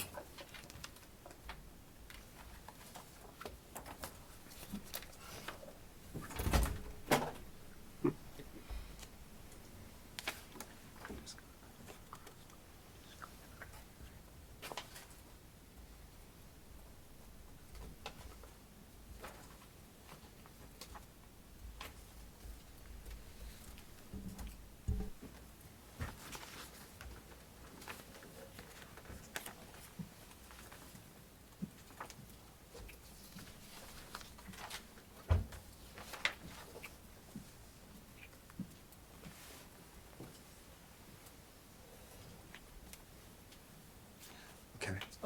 May I approach the witness? Yes. Show her Burgess. For what? Her Burgess transcript. Oh, what is the purpose of this? Well, we'll get to that, but I'm telling you what I've got in my hand. Are you refreshing her recollection? Try. Okay. Terry, I asked you about whether you recall having gotten a text from Chief Swanson complaining about parking ticket given to him on a personal vehicle or to a family member on a personal vehicle, right? Mm-hmm. You said yes out loud. Yes, Okay, and you told me you don't remember. correct. Right. Okay. So I have here a copy of the write-up of your interview with Mr. Burgess, and I'm going to ask you to look at a section of it, and then I'm going to ask you if that does or doesn't refresh your recollection. Okay. Okay, so I'm just handing the exhibit, the document to the witness. I'd ask you to read that bottom section, and then I'm going to just double check with you to see if that does or doesn't cause you to remember something.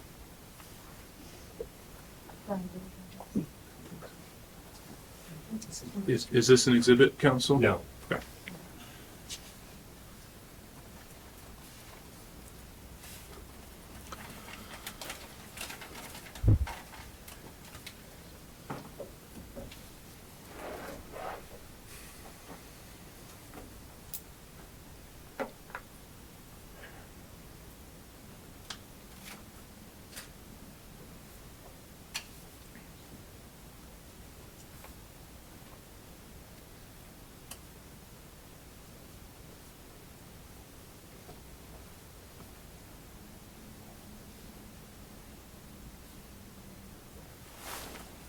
Okay, Terry, you've taken a look at what I handed you? Yes? Okay, so I'm just going to ask now whether, having looked at what you just looked at, does that change your memory as to whether Chief Swanson has ever sent you a text complaining, I'll use that word for lack of a better word, about a parking ticket? It wasn't in a text. Okay. Do you recall Chief Swanson speaking to you about something, complaining about you having issued a parking ticket to either him or some other personal associate on a personal vehicle?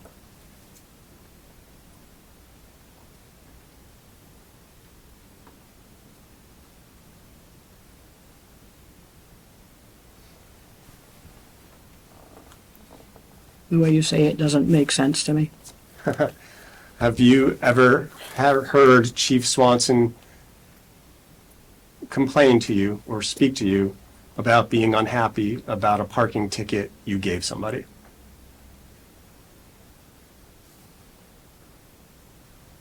Again, you're not making sense to me. Has Chief Swanson ever complained to you about a parking ticket you gave him or a personal acquaintance of his?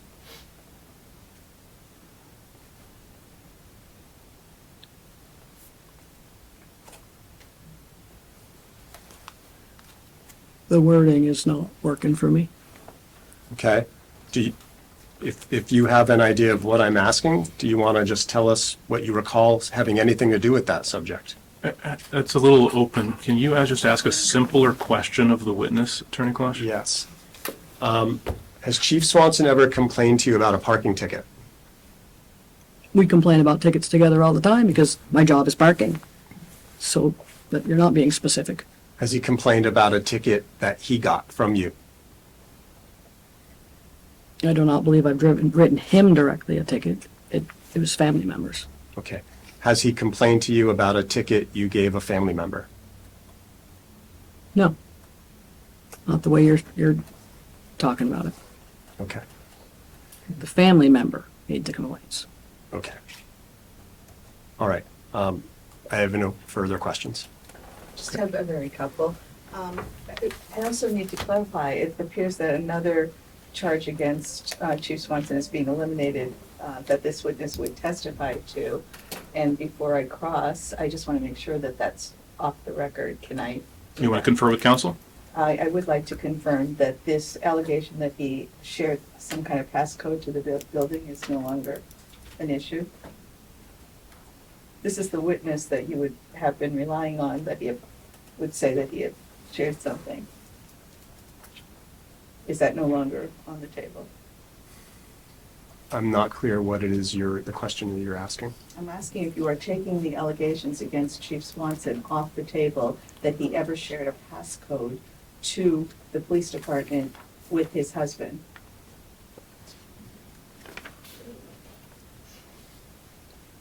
Well, I'll have to confer before I can answer that question. All right, I just have a couple of questions and we can move on. Ms. Poljacek, I really just have a couple and you'll be free to go. You learned that Chief Swanson was put on leave around October of 2024, correct? Correct? And after that, I think you described that as the time everything went hooey over there on that one Sunday. Does that sound right? Yeah, Yes. okay. Now, after that incident, you went to Mr. Duffy and told him that there were things that people didn't like about Chief Swanson, right? I actually did that way before October, I believe. But you worked with Chief Swanson for 15 months, correct? Yes? And you never made any complaints about him, right? Objection, that's the opposite of what she just testified. Official complaints. Let me just be clear. What is an official complaint? Writing. An official complaint is something, there's a process for, we'll get into that with some of the other, there's a process for official complaints. I think we're just talking about verbal complaints, right? Okay, proceed. Okay. So you went to, is it true that after the October 13th incident, you went to Mr. Duffy. I'm not, you may have gone to him before, but I'm talking about after the October 13th incident now.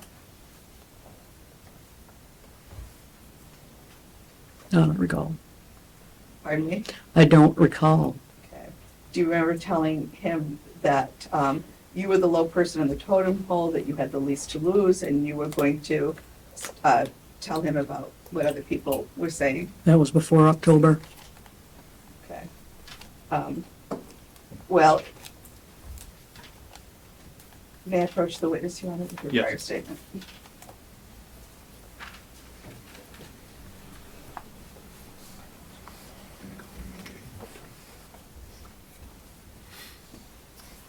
So, Ms. Poljesek, according to your statement, you said that after you said that you were the low person on the totem pole, am I reading this right? You said, I'll go, and that's when they all started loosening up and saying what they didn't like, because I'd finally broken the ice for them.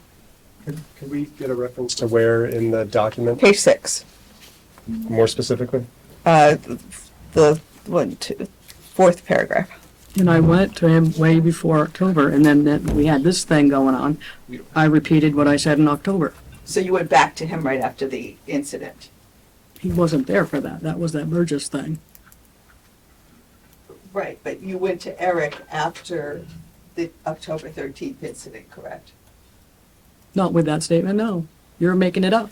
Well, it says here you talked to people and they all started loosening up and saying That was before October. And did you also go again after October? To that thing, yes. Okay. So the time you're talking about when people were loosening up and saying everything about Chief Swanson, you think that was before October? Yes. Okay.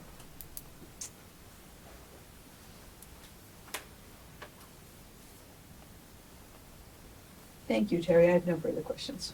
Attorney Clash? I believe now that the council has actually read from the exhibit, or had the witness read from the exhibit, I'm entitled to have it entered into evidence. That's not the rule. What's the proffer on it? Why is it necessary? And what is it? Because I actually don't know what it is It's- specifically. Go It's ahead. the Burgess statement.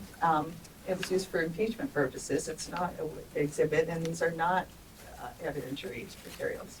Attorney Clash? It's a transcript of testimony that she just had the witness read from, so I believe I'm entitled to introduce the transcript so that it's in context. I believe that is the rule. And are you talking about the entirety of the transcript of this witness? That would be my proffer, yeah, in order to not have to deal with slicing it up. Yeah, I agree with you. I think we would like to see that, and we should see that. on So that basis. I'd move admission of a copy of the transcript of Ms. Poljesik's statement to Mr. Burgess. Counsel? That's completely improper.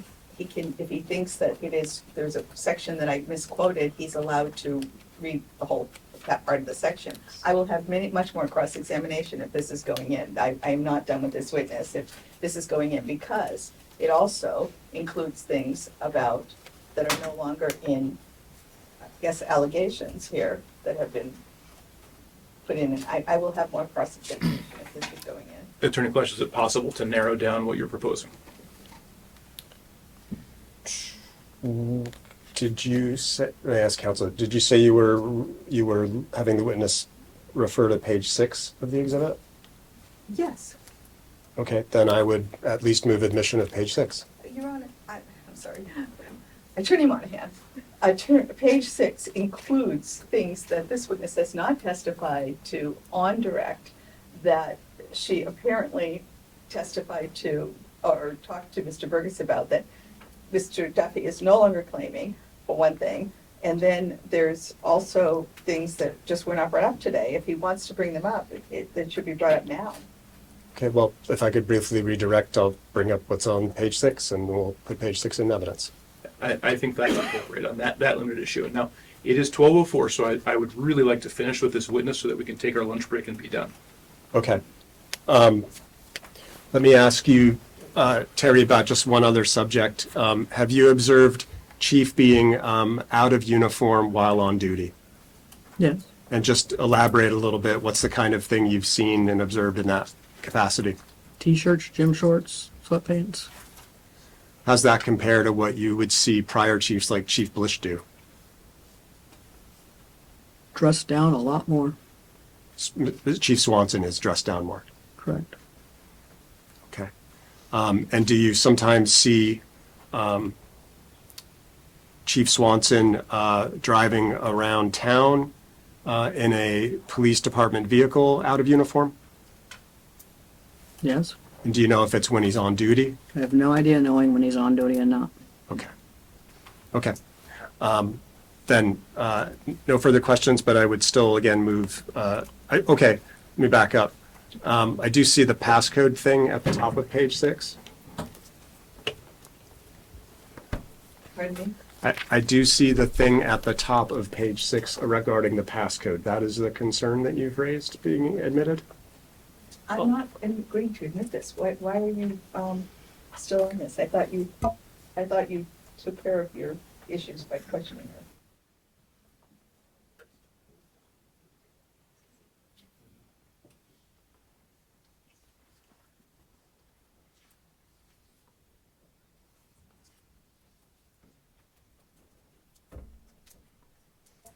Okay, I'm fine with withdrawing the proffer of her transcript.